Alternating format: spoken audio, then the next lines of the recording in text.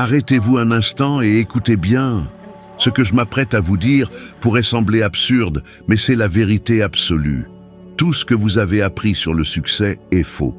Ce n'est ni le talent, ni le travail acharné, ni un diplôme qui transforme une vie. C'est une idée, et cette idée simple, quand elle est véritablement saisie, est ce que seulement 1% des gens sur Terre appliquent réellement. Ces 1% contrôlent presque tout l'argent du monde. Maintenant, dites-moi, et si tout ce qu'on vous a enseigné sur l'argent était un mensonge? Et si vous pouviez changer cela dans les mois à venir? Vous savez, la plupart des gens ne réalisent jamais une chose. Une idée peut tout changer. Je ne parle pas de n'importe quelle idée, mais de celle qui arrive comme un éclair, un instant où quelque chose en vous s'éveille et dit « Cela a du sens ». C'est à ce moment que l'univers vous tend une graine. Et ce que vous en faites définit le cours de votre vie. Je n'avais absolument rien lorsque j'ai compris cela. Pas de diplôme, pas de relation, pas de plan. J'occupais des emplois qui me faisaient honte. Je passais des jours épuisés, me demandant si j'aurais un jour une meilleure vie, jusqu'à ce que quelqu'un me donne un livre, « Réfléchissez et devenez riche » de Napoleon Hill. Et, croyez-moi, ce n'est pas le livre qui a changé ma vie, c'était l'idée qui le sous-tendait. L'idée que je pouvais changer mes résultats si je changeais ma façon de penser. Cela m'a frappé comme un coup de foudre. J'ai réalisé que ce n'était pas le monde qui avait besoin de changer, c'était moi. Et c'est à partir de cet instant que tout a commencé à se transformer. J'ai décidé d'agir différemment, et c'est ce qui m'a sorti de l'usine et m'a mené à une entreprise qui a généré plus de 100 000 $ dès sa première année. Et tout a commencé avec une idée simple, écrite sur un bout de papier. Réfléchissez un instant, combien d'idées incroyables avez-vous eues? Combien de fois avez-vous songé à démarrer quelque chose de nouveau? Une entreprise, un projet, un livre? Et avez-vous abandonné avant même d'essayer? Combien de fois quelqu'un vous a-t-il dit « Cela ne rapportera pas d'argent » et vous l'avez cru? Combien de fois avez-vous regardé votre rêve en pensant qu'il était trop grand pour vous? La plupart des gens ne sont pas bloqués par manque d'argent, de temps ou de talent. Ils sont bloqués parce qu'ils ne croient pas qu'une idée simple puisse tout changer. Je me souviens quand j'ai démarré mon premier service de nettoyage. Ce n'était qu'un étage, pour 30 $ par mois. Rien de glamour. Mais même à l'époque, je voyais ce travail comme la fondation de quelque chose de gigantesque. Je ne voyais pas l'étage que je nettoyais. Je voyais l'avenir que je construisais. Et c'est précisément cette vision, cette idée qui a fait grandir l'entreprise, l'a étendue et m'a conduit à la liberté financière. Non pas parce que j'étais spécial, mais parce que je n'ai pas laissé l'idée mourir. La vérité est que nous recevons tous des idées. Elles apparaissent quand vous vous y attendez le moins, sous la douche, dans un moment de silence ou même pendant une conversation anodine. Et vous savez ce que la plupart des gens font? Ils les laissent passer. Ils pensent « ce n'est pas le bon moment, je n'ai pas l'argent pour ça, je ne suis pas assez bon ». Et ainsi, ils enterrent la graine avant même qu'elle n'ait la chance de germer. Mais les idées sont vivantes. Elles ont une énergie, une vibration. Quand vous ignorez une idée, elle s'en va simplement et quelqu'un quelque part la met en pratique. Combien de fois avez-vous vu quelqu'un s'enrichir grâce à une idée à laquelle vous aviez pensé en premier? Cela arrive parce que les idées n'attendent pas ceux qui doutent. Elles se dirigent vers ceux qui croient. Maintenant, imaginez si vous, à cet instant précis, décidiez de donner une chance à l'une de ces idées qui ne cesse de revenir à votre esprit. Peut-être démarrer cette entreprise, changer de carrière, apprendre quelque chose de nouveau. Et si, au lieu de penser à tout ce qui pourrait mal tourner, vous décidiez de vous concentrer sur une seule petite action aujourd'hui? Un appel téléphonique, une note, quelques recherches, n'importe quoi. L'univers bouge quand vous bougez. J'ai vu cela m'arriver et je l'ai vu arriver à tant de personnes tout au long de ma carrière. Un exemple frappant est Walt Disney. Il a eu l'idée de construire un endroit où adultes et enfants pourraient s'amuser ensemble, quelque chose que personne ne croyait possible. Il a été rejeté des dizaines de fois, mais il a maintenu l'idée en vie. Aujourd'hui, le monde entier reconnaît le pouvoir qu'une seule idée peut détenir. Et d'autre part, regardez Thomas Edison. Combien de personnes se sont moquées de lui pour avoir cru qu'il pouvait éclairer le monde? Il a échoué des milliers de fois, mais il n'a jamais tué l'idée. La différence entre ceux qui échouent et ceux qui réussissent réside précisément là. Certains abandonnent l'idée, d'autres deviennent l'idée elle-même.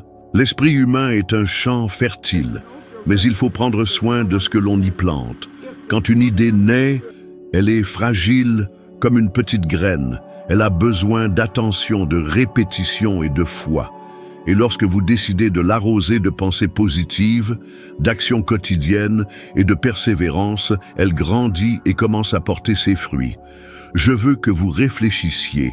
Quelle a été la dernière idée qui vous a vraiment enthousiasmé, qui a fait battre votre cœur plus vite? Vous en souvenez-vous encore? Peut-être l'avez-vous enterré il y a des années? Peut-être pensez-vous qu'il est trop tard. Mais, et si ce n'était pas le cas? Et si cette idée était le portail vers votre prochain niveau?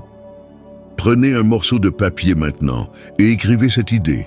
Même si elle semble folle, même si elle semble impossible, écrivez-la. Parce que le simple fait de prendre une idée de votre esprit et de la mettre sur papier est le premier pas pour la rendre réelle. J'ai fait cela.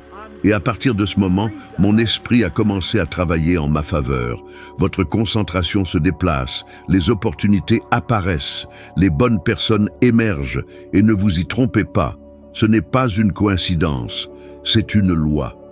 Quand vous concentrez de l'énergie sur quelque chose, vous commencez à vibrer à sa fréquence, et l'univers répond à la fréquence, pas aux mots.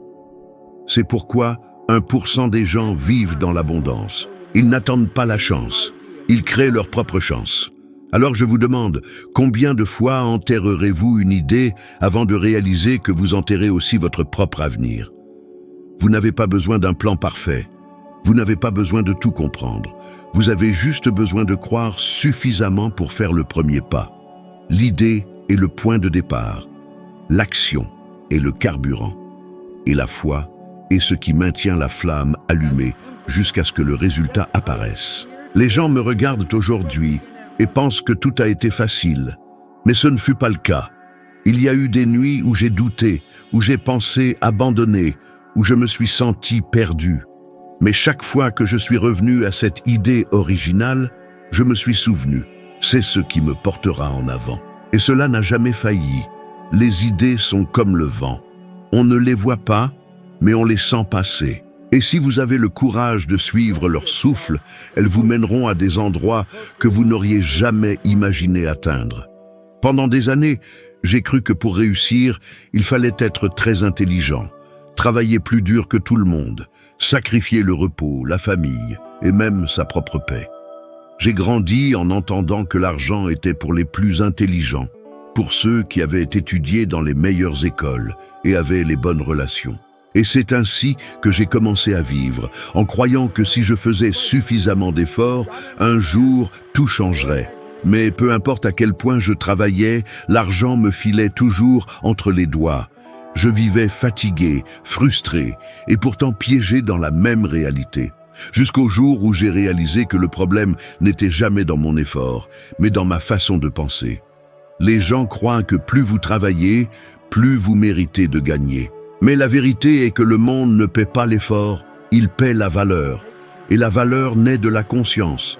Vous pouvez travailler 10 heures par jour, du lundi au samedi, et rester piégé dans le même cycle, parce que votre esprit est programmé pour produire la rareté.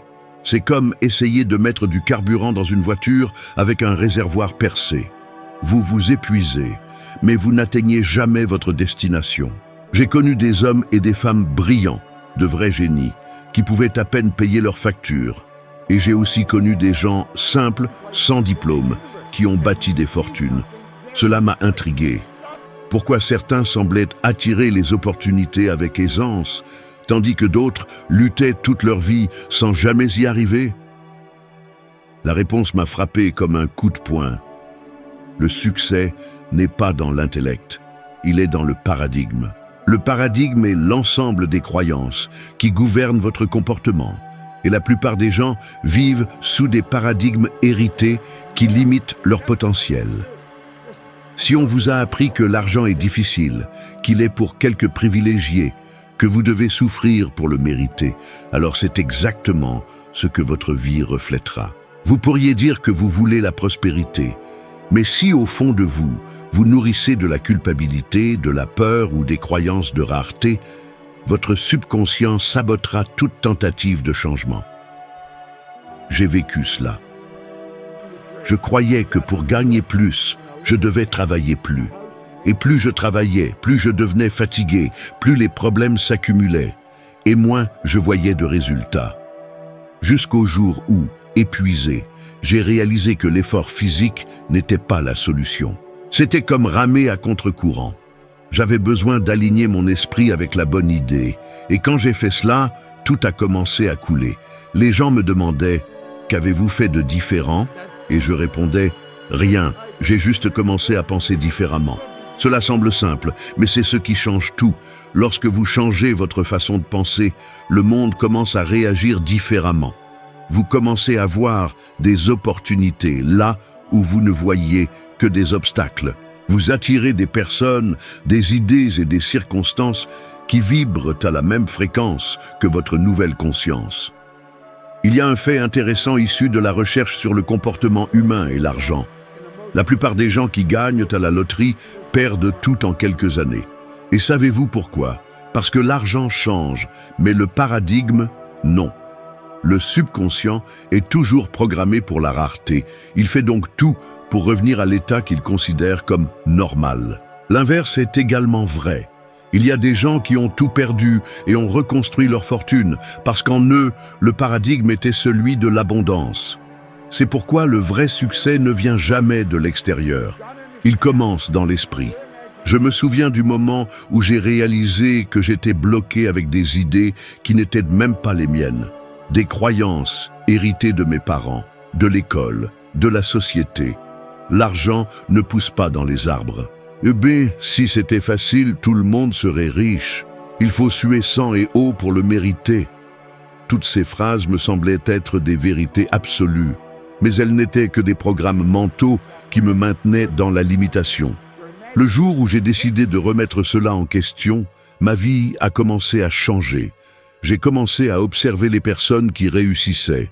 Elles n'étaient ni plus intelligentes que moi, ni ne travaillaient plus dur. Elles pensaient simplement différemment.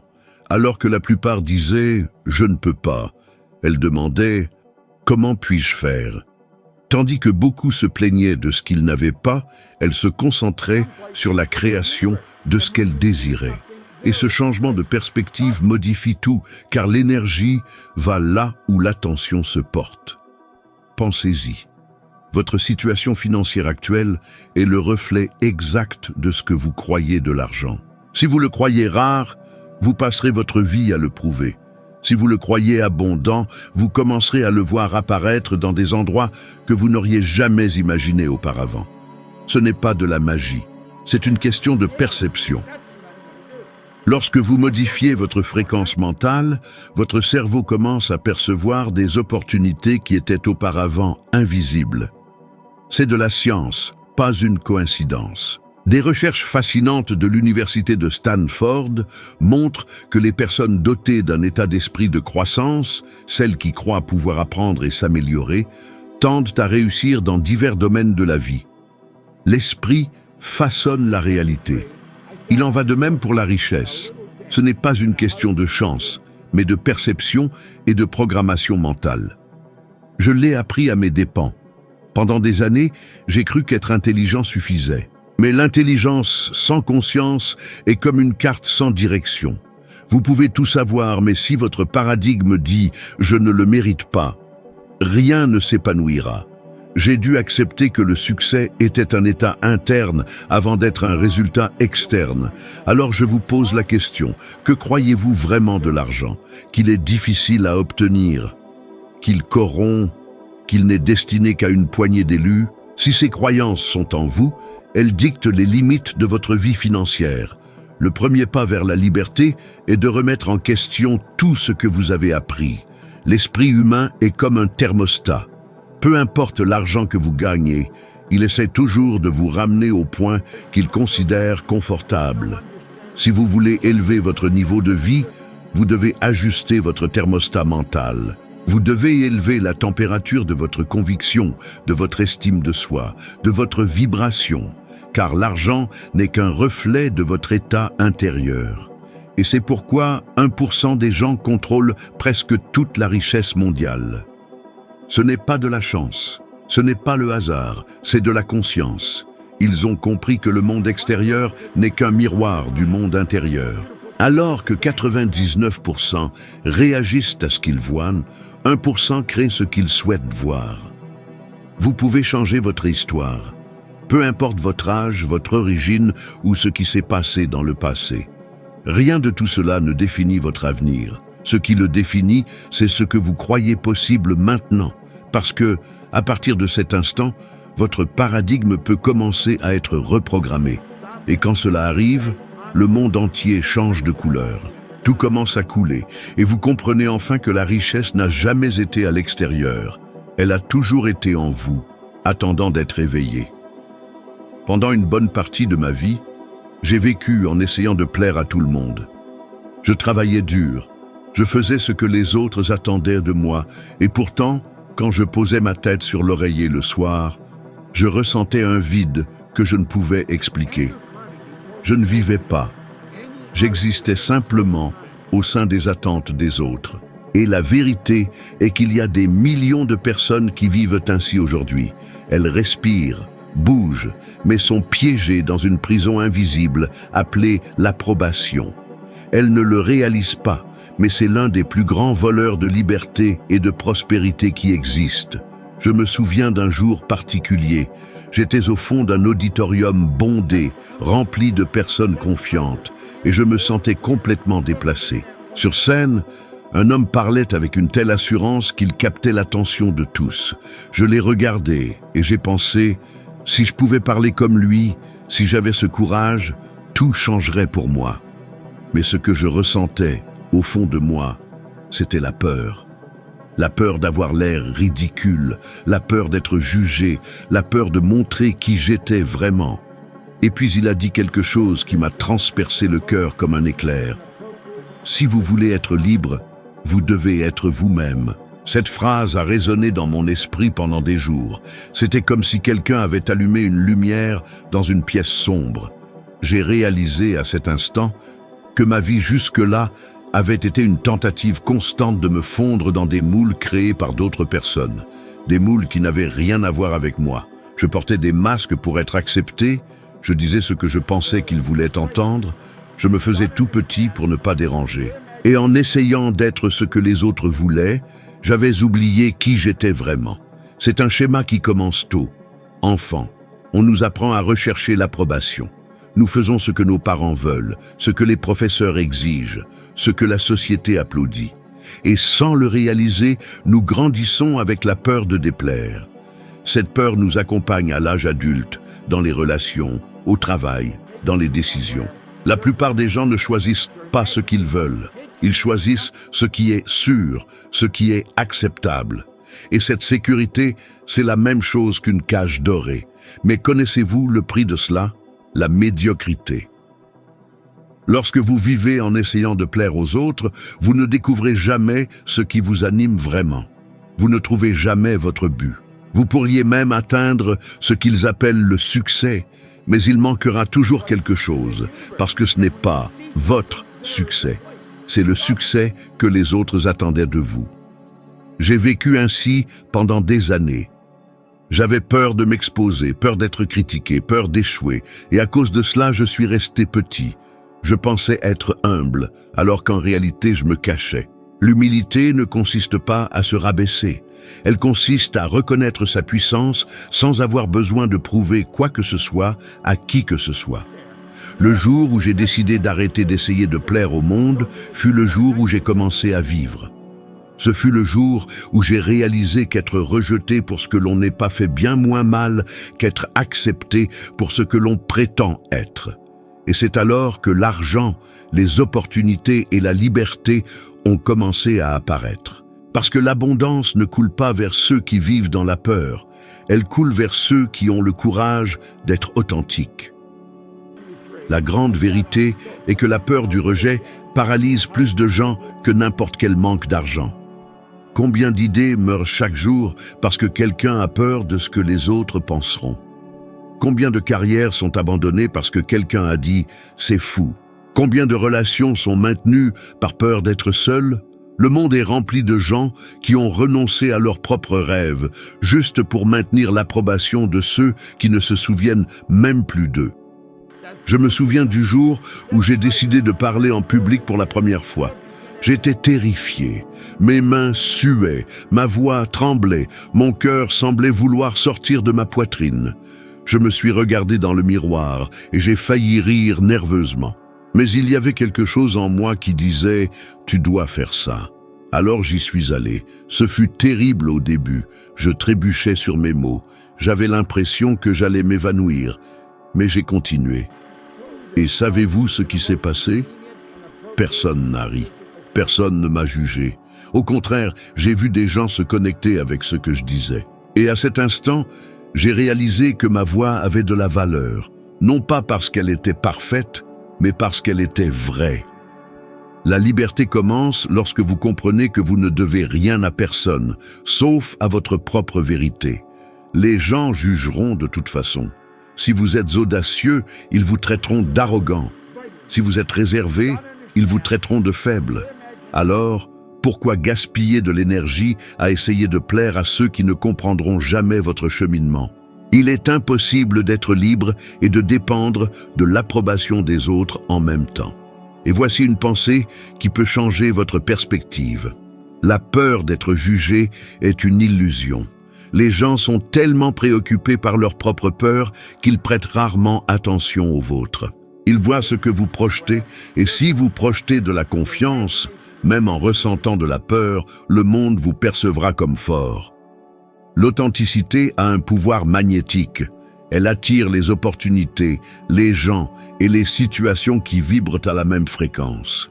Aujourd'hui, quand je regarde en arrière, je réalise que le plus grand changement dans ma vie a commencé lorsque j'ai cessé d'essayer de paraître quelque chose et que j'ai décidé d'être quelque chose. D'être qui je suis, sans masque, sans excuse, sans peur. Cela ne m'a pas fait perdre des gens. Cela a simplement éloigné ceux qui n'étaient pas alignés avec mon essence. Et, à leur place, sont venues des personnes, des idées et des opportunités qui m'ont mené à un autre niveau. La vie est trop courte pour être vécue dans le silence de la timidité et le fardeau de l'approbation. Lorsque vous choisissez d'être authentique, vous pourriez en déranger certains, mais vous en inspirerez beaucoup d'autres. Parce que le courage est contagieux. Lorsque vous vivez votre vérité, vous donnez la permission aux autres de faire de même. Alors, s'il y a un domaine de votre vie où vous vous sentez bloqué, peut-être dans votre travail, une relation, ou même au sein de votre propre esprit, regardez avec sincérité et demandez-vous « Que ferais-je si je n'avais pas peur du jugement de qui que ce soit ?» Cette réponse est la carte de votre liberté. Et lorsque vous ferez le premier pas dans cette direction, vous ressentirez quelque chose d'extraordinaire. Le soulagement d'être enfin qui vous êtes né pour être. La vérité est que le rejet fait mal un certain temps, mais l'auto-anéantissement détruit à jamais. Et tant que vous continuerez à vivre pour vous conformer au monde de quelqu'un d'autre, vous resterez trop petit pour entrer dans le vôtre. La seule façon d'être libre est de vous permettre de vivre avec intégrité, d'être en accord entre ce que vous pensez, ce que vous ressentez et ce que vous faites. Lorsque ces trois parties s'alignent, l'énergie de la vie commence à circuler sans résistance. Et c'est là que la magie opère. Parce que l'abondance, la joie, l'amour et l'argent n'apparaissent que lorsque vous vibrez à la fréquence de la vérité. Tout ce qui est faux repousse. Tout ce qui est authentique attire. Alors la question n'est plus « qui devez-vous plaire ?», mais plutôt « à qui devez-vous cesser de plaire ?» pour être libre. Quand la réponse vient, suivez-la sans regarder en arrière. La vie que vous désirez vraiment ne commence que lorsque vous cessez enfin de demander la permission de la vivre. Le doute est le voleur silencieux qui détruit plus de rêves que n'importe quelle crise, n'importe quel obstacle ou n'importe quel manque d'opportunité. Il ne surgit pas d'un coup. Il s'infiltre lentement, comme une douce voix qui vous murmure à l'oreille. Et si ça ne marchait pas? Et si vous échouiez? Et s'il se moquait de vous? Et quand vous écoutez cette voix trop longtemps, vous commencez à croire qu'elle est la vôtre. Mais ce n'est pas le cas. Cette voix est l'écho de vos expériences passées, des opinions d'autrui et des fois où vous avez essayé sans réussir. Le doute est le reflet de votre mémoire, pas de votre potentiel. Pendant de nombreuses années, j'ai vécu prisonnier de cette voix. En réunion, je restais silencieux malgré de bonnes idées, convaincu d'être jugé. J'évitais les opportunités parce que je croyais ne pas être encore prêt. J'avais peur de me lancer, de faire des erreurs, d'être vu. Et le plus triste, c'est qu'au fond de moi, je savais que j'avais tellement plus à offrir, mais le doute me maintenait dans la petitesse. C'était comme si j'avais le frein à main enclenché dans ma vie. Je me souviens d'une époque où j'assistais aux conférences d'un homme que j'admire profondément, Earl Nightingale. Il avait pour habitude de dire quelque chose qui a complètement changé ma vision du monde. La plupart des gens sous-estiment ce dont ils sont capables et pour une étrange raison, croient que les autres peuvent faire ce qu'eux-mêmes ne peuvent pas. La première fois que j'ai entendu cette phrase, j'ai pensé « Oui, c'est vrai, mais pas pour moi ».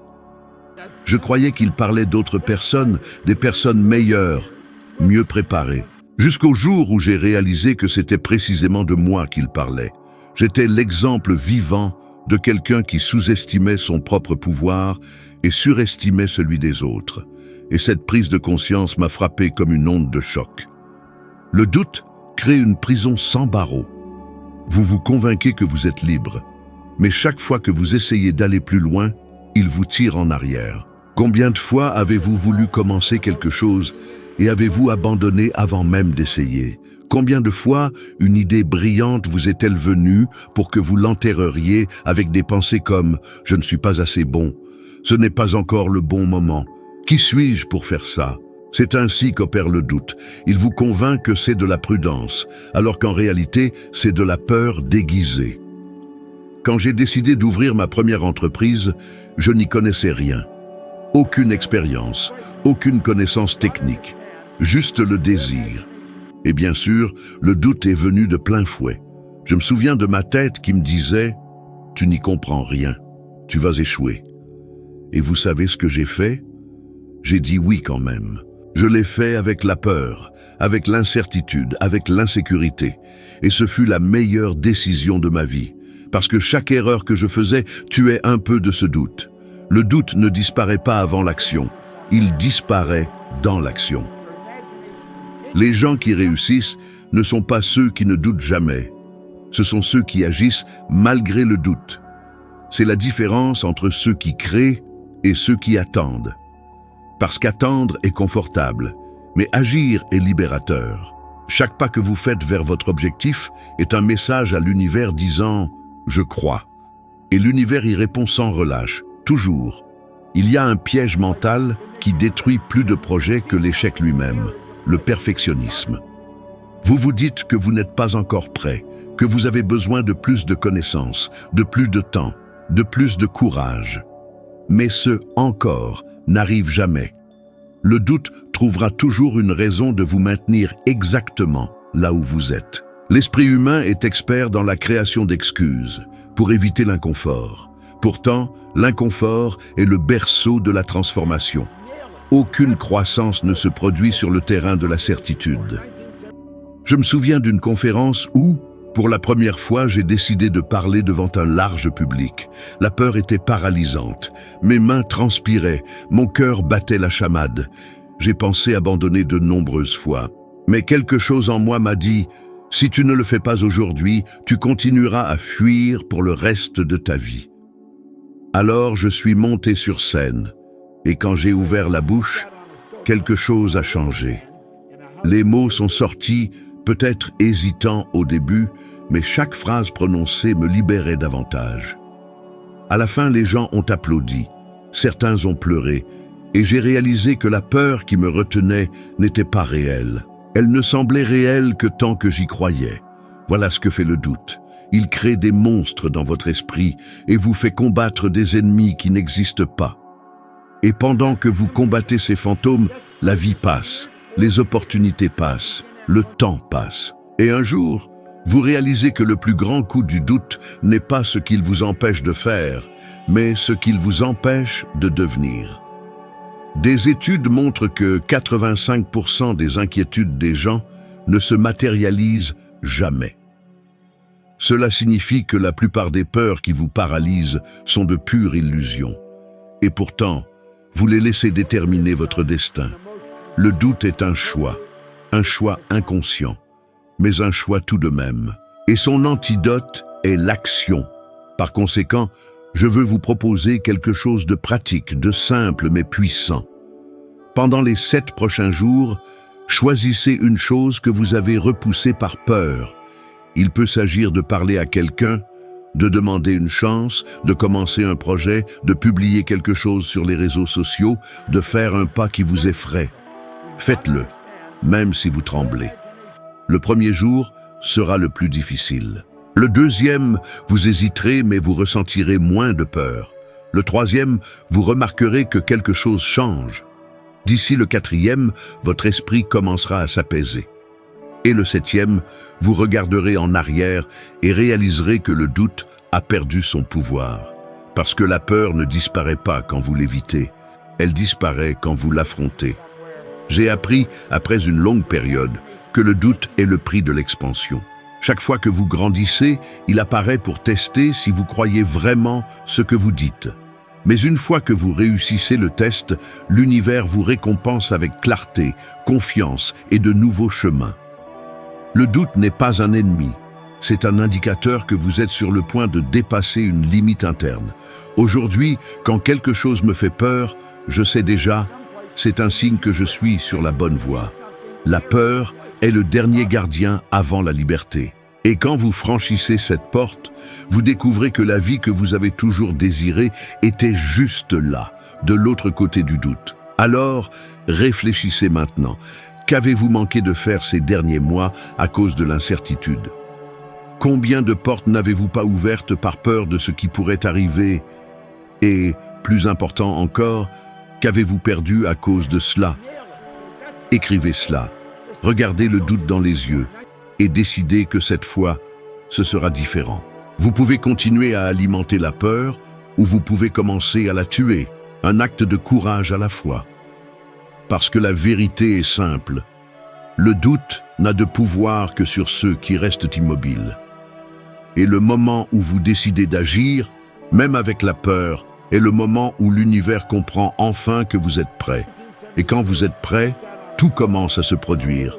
Souvenez-vous, tout commence et se termine dans votre esprit. L'idée que vous choisissez de croire et de répéter quotidiennement est ce qui déterminera si vous ferez partie des 99% qui réagissent ou du 1% qui crée. C'est le point le plus important de cette vidéo.